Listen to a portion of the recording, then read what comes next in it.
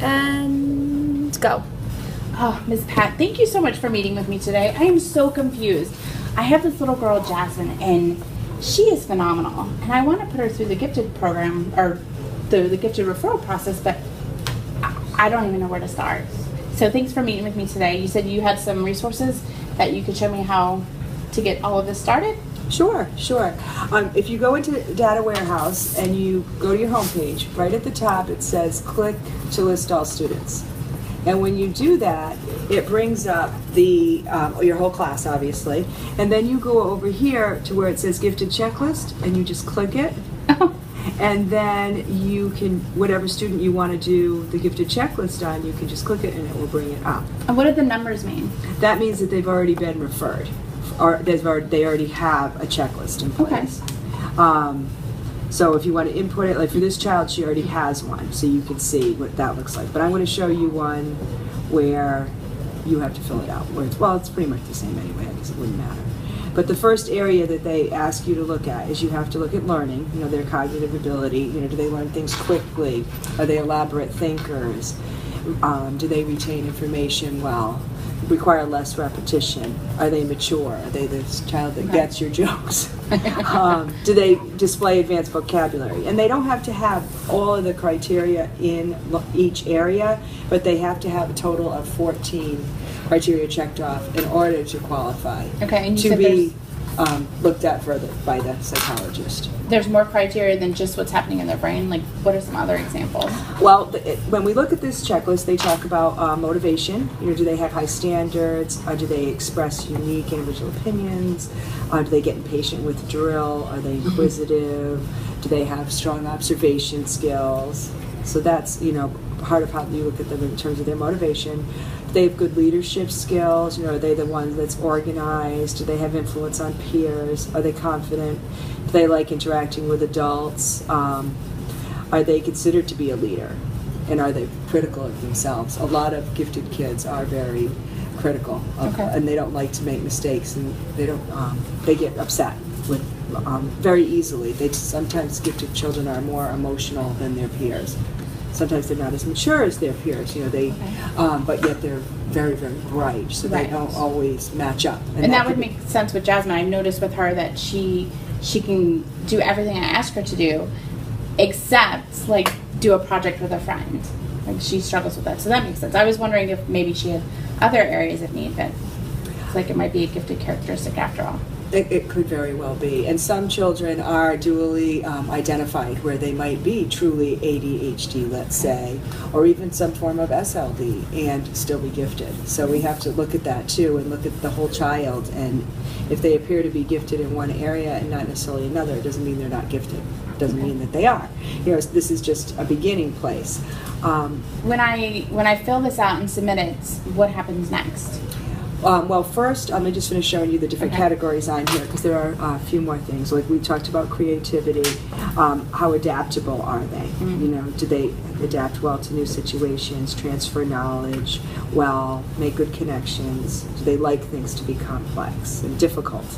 Like I said, some gifted kids do, and I've had others who really don't. They don't mind it being difficult as long as they can do it. But when they can't do it, they want to be successful. Yeah, they want to do it quickly because they're used to doing everything fast. Are they resourceful?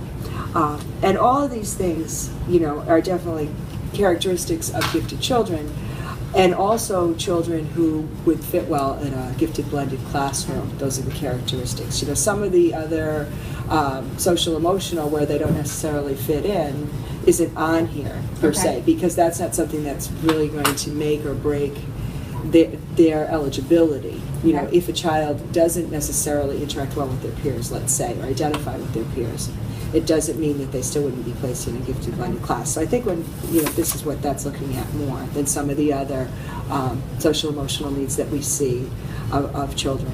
Like, for example, a lot of times gifted children really enjoy being with adults, because their mind is in a lot of ways more similar in it's how they think and what they know to an adult. So that's who they want to gravitate towards, whether it be the teacher, their parents, friends, things like that. Oh, I've heard about that. It's their cognitive age, not their their actual developmental age. Right. Okay. So yet they still want to play in the sand. Yeah. Okay. But when it comes to having conversations and things like that, they, prefer to speak with someone who is on their level, and that can be really difficult for children when they aren't able to do that. And I think sometimes that happens, for kids in the primary grades. They just don't identify with their peers, and it happens, throughout all of the grades, really, especially if someone is extremely talented. They just might be so much above their peers cognitively that they just can't relate, and so that can cause some difficulties for them. But to get back to your question about once you decide how your student fits in terms of the checklist, you submit the checklist to our INS person. Okay. And she will review it, and as long as there are 14 areas checked off, then they present it to the psychologist, and usually the administrator at one of their MTSS meetings, and they'll decide whether or not they're going to go forward. But if the child has those indicators, they will go forward with a screening by the school psychologist. And if the child shows that his or her IQ is 130 or above, then they will do a full evaluation on that child, as long as the parents agree. That's what we call Plan A. But if you have a child whose demographics make them eligible for Plan B, then that child, it could be their socioeconomic background, it could be their race, they could qualify under Plan B, and that IQ would have to be 115 or greater. So there is quite a big difference there depending on where. So you would know by looking at the demographics of your child where they could qualify. And I would recommend that you talk to parents too and make sure they're on board and in agreement and everything like that with you going forward. So since she's a second language learner, then if she doesn't qualify under A, then she might qualify under B, you're saying? Depending on her IQ levels? It's not because of their ELL status, because they can take the gifted assessment, the psychological assessment in native language. Mm-hmm. So it's more if they're quite simply if they're free and reduced lunch. Okay. If they qualify, that would qualify them for. So it's their socioeconomic status that determines whether or not they'd be Plan B. So it really does separate the two. But a lot of, I have to say, that it factors out because the kids that end up qualifying for gifted, whether they're highly gifted, 130 and above or 115 and above, they do tend to blend well in the classes, in the classrooms, from what I understand. I teach the primary grade, so it's a little different for me, but even for what I see, the children who we think are going to qualify, they work well together, and you don't see a huge discrepancy. If she does qualify and she's in my class, what does that mean for me? Well, I guess what that means for you is that if you are working on your endorsement, I believe she could stay in your class as long as you're getting it completed within the district's required amount of time. The law says that you have to acquire it, I believe it's within like a year. So it depends. If you're not very far in the process, and I would recommend talking to someone at the district about how they are going to handle your certification, then she would have to go into another class if it wasn't going to work for your certification. You can work out of field for 1 year, but 1 year isn't a long time to complete all of the coursework. How many classes have you taken? I haven't taken any. Oh, well then I would definitely call the certification person down at the district. Okay. But I know that you have to be completed it within a year because you can't work out of field more than 1 year. Unless they have some new regulations, since I looked into it, where as long as you're working on it, I was told that could be a possibility, that they will let you keep the child in your room versus moving them. And sometimes the parents want to wait to have the child's EP written until the end of the year and just place that child in a gifted blended class the following year. I've heard that happening too, because they don't want the child to leave their classroom because they're well adjusted with their peers and they're very comfortable with their teacher who's differentiating for them and challenging them, so they don't feel the need to have the child moved. Okay. Do I need to do much with changing my instruction in the classroom if she decides to stay? Like, how does that work? Like, with her developmental needs, what do I need to do with that? Well, you definitely will have to differentiate. You probably already are, because Okay. you probably see her strengths. Mm-hmm. And, you know, we need to see the children being able to perform on our learning scales at a level 3.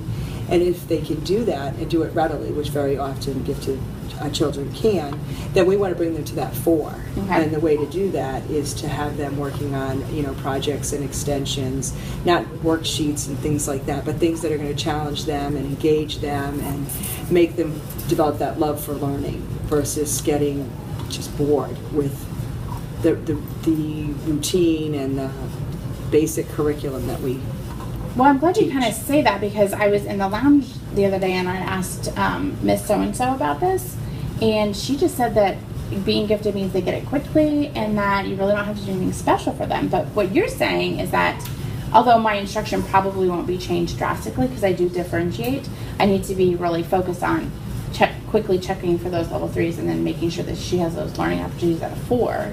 Right. Am I understanding that correctly? Absolutely. Okay. And yes, they gifted children generally do get things quickly. They still have to be taught, like the level 3 expectations, say it's in math or language arts, but they then have to have an opportunity to reach the next level.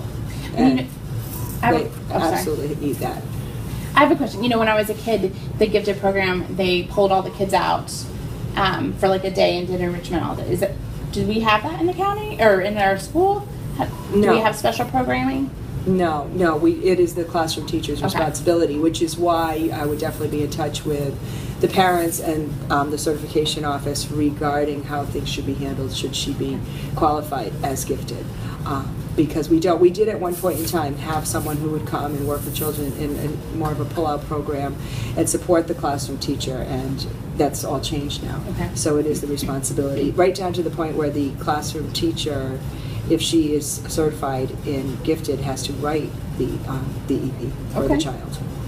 Okay. Well, I better get started on those classes then. Yes, because it sounds like you're eager to get to know these Yeah. types of learners Yeah. more, which is, I think, great. And they, you know, it's just a different challenge. One thing I can tell you about gifted students is that as you get to work with gifted children more and more, potentially gifted children, they really do stand apart from their peers, and you start to see the level at which they're thinking. Mm-hmm.